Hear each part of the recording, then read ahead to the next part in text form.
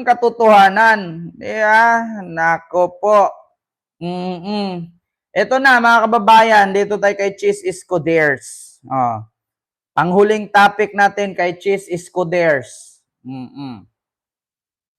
Nako, mga kababayan. Cheese Escuders and Bato de la Ros. Maganda mga apelyido at pangalan lang. Cheese Escuders and Bato de la Ros. Bato de la Ros, pangit pakinggan. Bato de la Ros. At Cheese Escuders. Para sa mga Italian, no? Para sila mga Mexican, Italian, mga Latin names.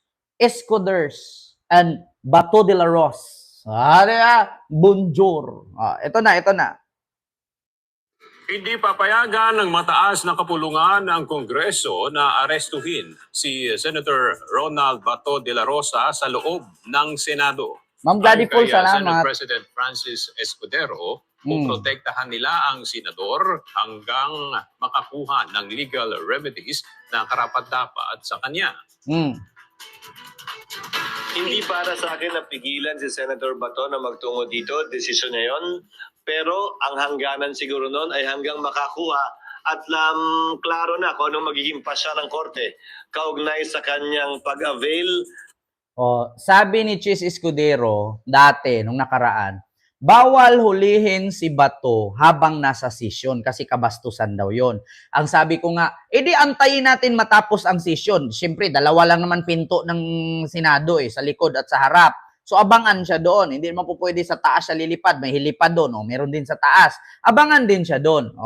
So, ngayon, ang sabi naman niya, kung sakali daw na meron ng arrest warrant, pwedeng tumakbo sa Senado at magtago si Bato hanggang sa makakita ito ng legal team na magtanggol kay Bato. Alam nyo, sa totoo lang, Senador Cheese Escudero, parang halata ka na Halatang didiis. Di ba? Alam mo, sa totoo lang, Senador Cheese Escudero, kapag may warrant, ibig sabihin may kasalanan, huwag nyo nang pagtakpan. Doon na tayo sa ngalan na may power ang Senado. Ang problema, ICC International, Interpol ang huhuli sa kanya. Hindi Pilipinas. Interpol. Ng kanyang judicial remedies na karapatan niya. Hindi lamang bilang senador, bilang isang ordinaryong mamamayan. Nilinaw naman ni Senator Escudero na hindi habang panahon ay ganito ang sitwasyon. Anya, oras na magkaroon na ng desisyon ang mga isinampan nitong apela sa Supreme Court kontra sa posibleng arrest warrant ng International Criminal Court ay kailangan itong igaalang at ipatupad. Anumang desisyon ng Korte Suprema, hindi binding sa ICC. Dahil wala namang jurisdiction ng ICC doon. Pero binding ang anumang magiging desisyon. Walang jurisdiction nga ang ICC. Ang problema, ang may hawak ng warrant, Interpol. Ngayon, si Pangulong Bongbong Marcos lang naman dapat ang tumanggi dyan kung makipag-coordinate ba siya sa Interpol o hindi. Ngayon, tanungin ko kayo, paano kung tayo naman ang mangangailangan na may hulihin sa ibang bansa? Katulad kay Alice Go nung tumakas. Kung hindi dahil sa Interpol, hindi mahuli si Alice Go. So ngayon, meron tayong utang na loob sa Interpol. Ngayon, kung ang Interpol naman ang hihingi sa atin ng tulong, di ba? Nahulihin si Digong at si Bato, hindi natin pwede tanggihan. Bakit? Tandaan ninyo, huwag tayong magsalita ng patapos. Bakit? Pag sinabi ni Pangulong Bongbong Marcos yan, hindi ko tatanggapin yan, tatanggihan ko ang Interpol. Paano kung merong gagawa ng kasalanan na politician sa ating bansa, binaril yung asawa niya, o binaril yung anak niya, o binaril si BBM? Paano ka ngayon makipag-coordinate sa Interpol kung tinanggihan mo nga nung una? Niya? Siyempre, ang isipin ni BBM, sarili niya at kapakanan ng Pilipino. Di ba? Kasi kung tatanggihan ni BBM yung Interpol na yan, paano kung may mangyari sa kanya at maging totoo yung sabi ni Sara na may nakausap siyang killer? Paano kung yung killer na yun napatay si Lisa, napatay si Romualdez, napatay si BBM? Sinong tutulong para, halimbawa, napatay? Ang hanapin ngayon si Sara. Paano kung lilipad si Sara ibang bansa? Sinong tutugis kay Sara? Kung doon pa lang sa Interpol na uhulihin dito, si Bato, tinanggihan na ni BBM. Utak kasi ang ginamit ni BBM. Hindi sa tanang buhay na ang buhay niya ay safe. Paano kung darating ang panahon na siya, naalala niyo sabi ni Sarah, ma'am, wag po kayo mag-alala ma'am. May nakausap na akong killer. Pag ako pinatay, sabi ko, patayin mo si Bongbong Marcos, Lisa Romualdez, at Lisa Marcos, Bongbong Marcos, at Martin Romualdez. Lisa Romualdez tuloy. So no joke. No joke. Paano kung may nangyari nga sa tatlong yan na binantaan ni Sarah? Ang hahabulin doon si Sarah. Paano kung si Sarah nakalipad ng Netherlands? Kumuha ng asylum na. Sinong tutulong kay BBM ngayon? Wala. Bakit? Kasi ang Interpol, tinanggihan niyang humingi ng tulong sa kanya. Yun. Di ba? Ano lang, give and take. Kung may kailangan ng Interpol dito, ibigay mo. Kung may kailangan, ang Pilipinas sa Interpol, ibibigay din nila. Ganun lang naman yun eh. Kaya, dapat nga, yan si Kibuloy, pinadala na sa Interpol yan eh. Kasi wanted ng NBI yan sa Amerika. O FBI. Wanted sa Interpol yan. Yan, nakakulong. Dapat, ewan ko, kung sunod na si Kibuloy na dalhin doon. Maniwala kay sa akin. Hanggat hindi titigil yung grupo ni Kibuloy kakabira kay BBM, hindi ko lang sure ha, baka si Kibuloy isa yan sa ibigay kasi wanted ng Interpol yan. Nandyan na, nakakulong na, mahirapan ka pa ba? Andyan na, damputin mo na lang, dalhin mo na dun. Take note, si Kibuloy isa sa wanted ng Interpol at ng FBI sa Amerika. Malay natin, isurrender ni BBM yan doon. Ito pa, bilang may pakapin kami, may palaman kami. Sige, nakuha nyo na yung gusto nyo dito. Dalhin nyo na rin yung isa para mag-reunion sila lahat doon. Dalhin nyo na yung isa para mag-reunion sila lahat doon. Binding magiging desisyon ng Korte Suprema. Kunwari lang, sa mga opisyal ng pamahalaan.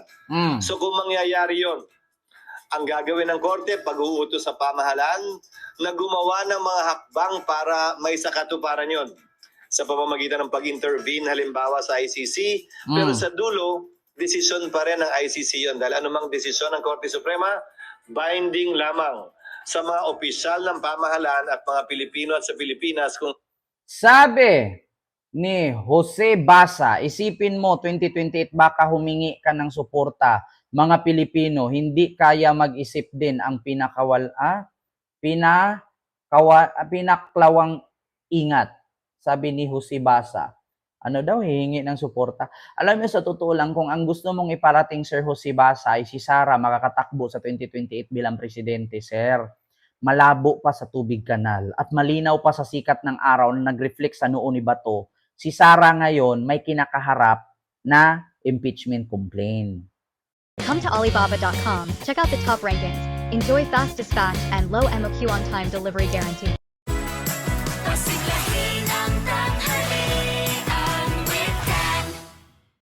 So ngayon, sa tingin mo, malaking epekto sa impeachment complaint ni Sara ang pagkakulong ni Digong. Bakit?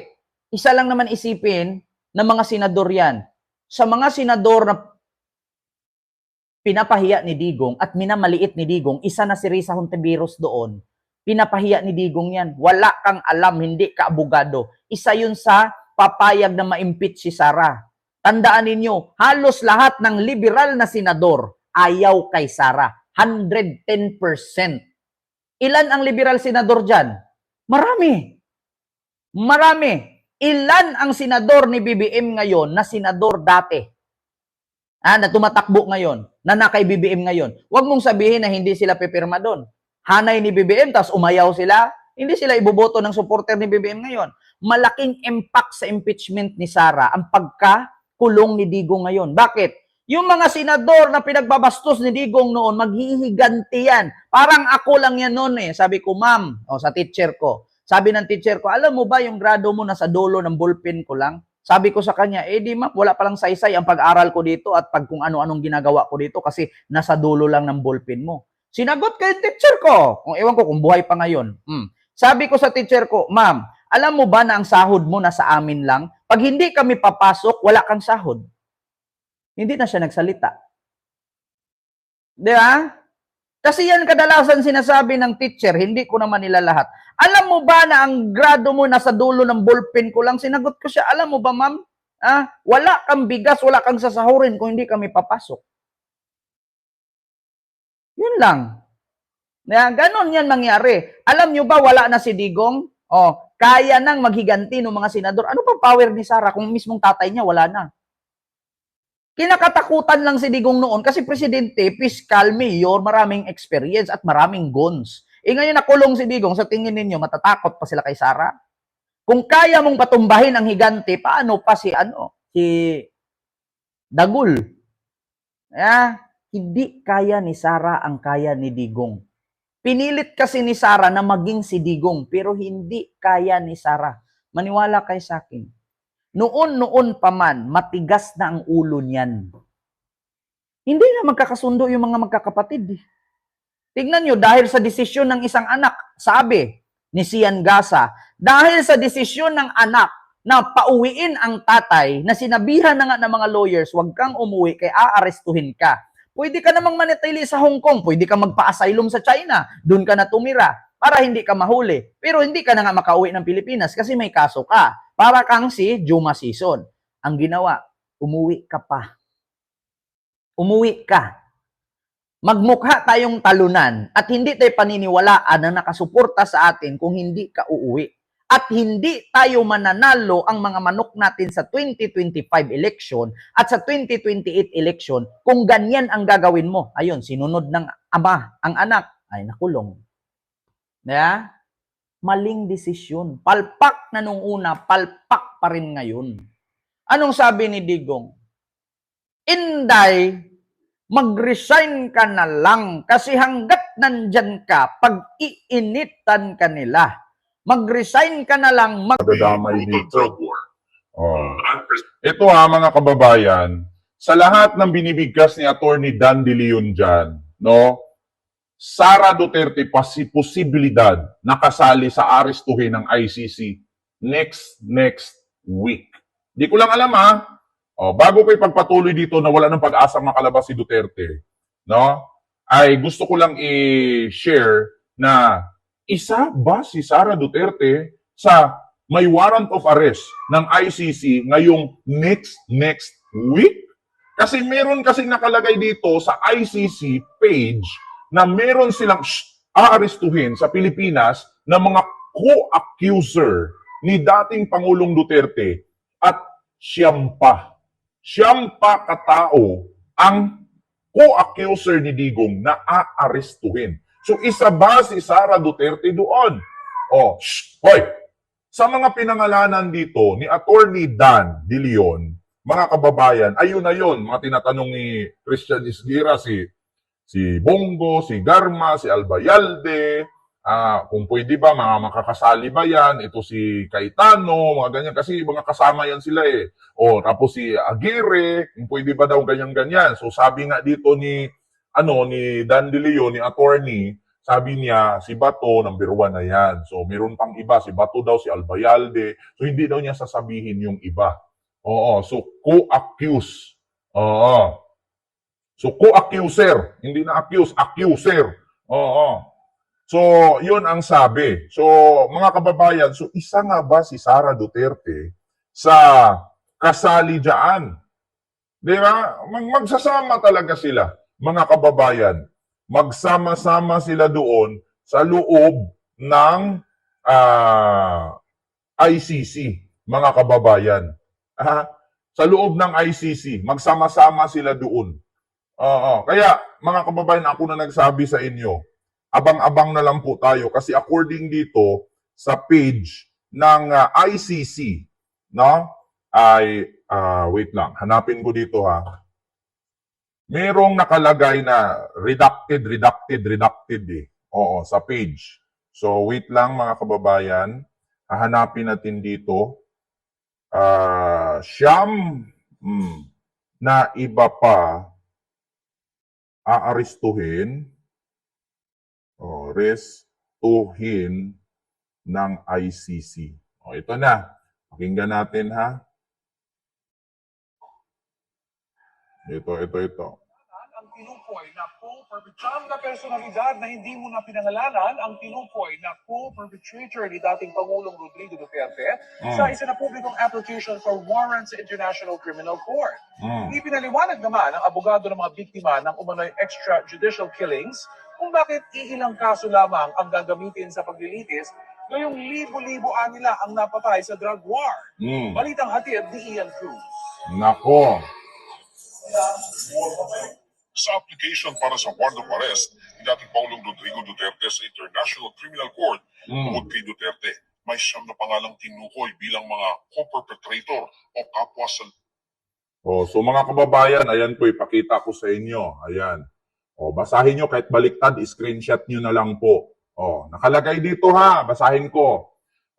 Duterte is individually criminally responsible for committing the crimes alleged in this application jointly with the truth others pursuant to Article 25(3)(a) between at least November 1, 2011 and March 16, 2019. Duterte and his co-perpetrators shared a common plan or agreement to target alleged criminals in the Philippines, including those perceived or alleged to be associated with drugs use, sale, or production through the commission of crimes such as murder, torture, rape, and common plan. His co-perpetrators included each for at least part of the temporal period. Ayan, ito po. 1, 2, 3, 4, 5, 6, 7, 8, 9. 9, redacted, yung nakakulay dilaw. So walang mga pangalan, pero may possibility ba na si Sara Duterte ay kasali dyan? Kasi napakadami nila eh. Siyam. Ilagay natin dyan si Bato, si Bongo, si Albayalde, yung isa pa, na pulis. Tapos, sino pa? Si Sara.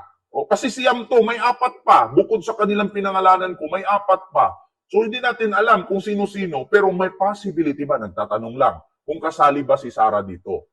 At may possibility pa siguro si Pulong madadawit dito. Kasi nung time na si Duterte presidente, si Sara mayor, si Pulong, congressman. Di ba? May possibility. Kasi madadawit sila dito sa extrajudicial killing sa Davao, sa EGK. Di ba? Si Danao, kung sino-sino pa mga pulis yan. Kasi yun yung mga nakalagay. So, naka-redacted. Di ba? Kung halimbawa, sa panahon ni Digong, ay presidente siya, mayor si Sara, madawit talaga si Sara dito. Mga kababayan, tanong lang, madadawit po ba talaga siya? Kasi according kay Arturo Las Cañas at kay Edgar Matubato, si Sara daw po mayor at doon siya kumukuha ng pera sa City Hall. Binibigyan daw siya ng almost $100 na nakasubre. According yan, sasabi sa statement ni Matubato. So, hindi natin alam si Sara Duterte kung kasali pa dyan. At other 9 na aarestuhin ng ICC next week. Diba?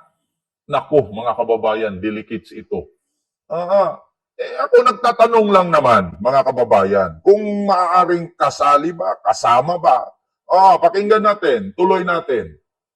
na rin ang Office of the Prosecutor. Hindi pa malinaw kung sino-sino ang mga ito dahil sa public document na mula sa ICC, redacted o itinago muna ang pangalan ng siyam Naku. bilang pagprotekta umano sa kanilang seguridad. Pero may ilang tao na partikular na pinangalanan dahil sa kanilang papel sa war on drugs ni Duterte.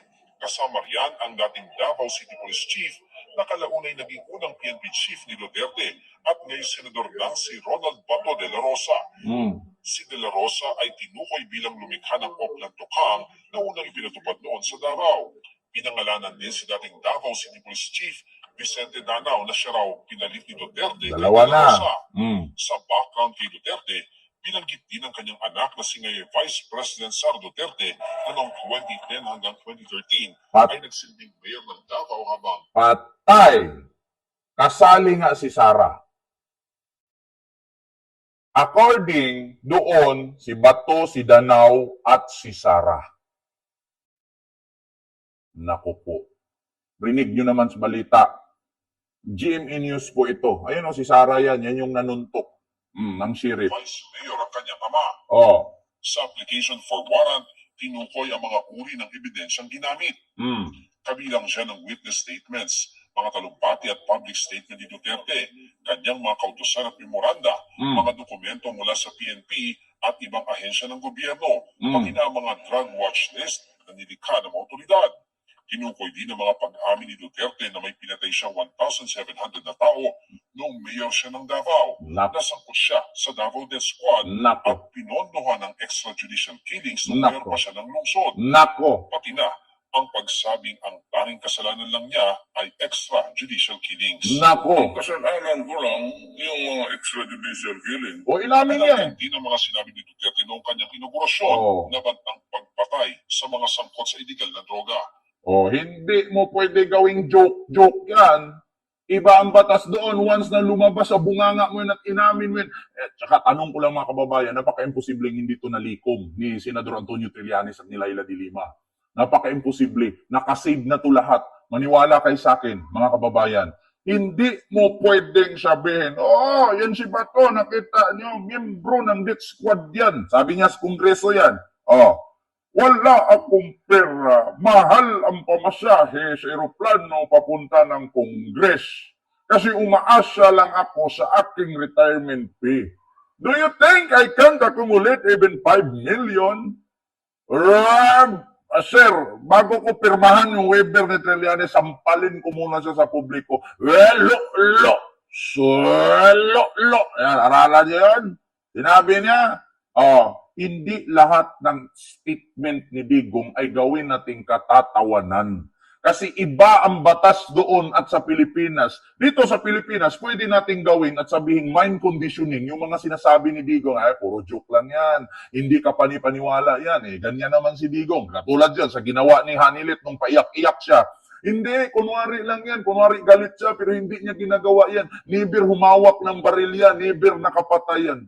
Pero si Digong sa Congress, sabi niya, nakapatay ako 10 pulis.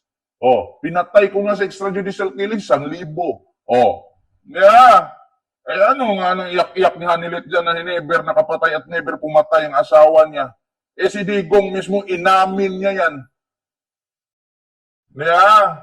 Nagpa-views ka lang amo. Kailangan ko talaga ng views, vlogger ako Try mo kaya mag-vlog na wala kang views. Tanga ang tawag doon. Mga vlogger na dyan ng DDS, puro mga fake news. May views. Ako pa kaya natutuo at may impormasyon akong pinagkukunan. Ito, GMA News to. Kung may problema man kayo sa binalita ko, unahin nyo GMA News kasi sila naglabas nito. 6,000 ang sinasabi ng abogado ng mga biktima ang kasong hawak nila. Pero 43 na kaso lang ipipresenta sa ICC, 19 cases nung mayor ito at 24 cases nung presidente na siya.